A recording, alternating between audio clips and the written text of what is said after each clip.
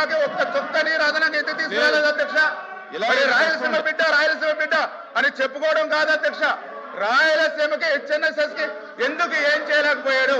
ఎందుకంటే రాయలసీమ హెచ్ఎన్ఎస్ఎస్ అంటే కర్నూలు జిల్లా అధ్యక్ష, అనంతపురం జిల్లా అధ్యక్ష, సత్యసాయి జిల్లా అధ్యక్ష, చిత్తూరు జిల్లా అధ్యక్ష, ఇవన్నీ రాయలసీమ జిల్లాలు కాదా అధ్యక్ష? రాయలసీమ జిల్లాలకు హెచ్ఎన్ఎస్ఎస్ ద్వారా ఒక్క చుక్క నీరు ఎందుకు ఇవ్వలేకపోయారు?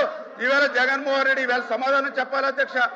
ఏదైతే ఈవేళ జిఎన్ఎస్ఎస్ కు సంబంధించి పనులు ఏవైతే ఉన్నాయో వాటన్నిటి మీద కూడా ఈవేళ జగన్మోహన్ రెడ్డి క్షమాపణ చెప్పాలి అధ్యక్ష.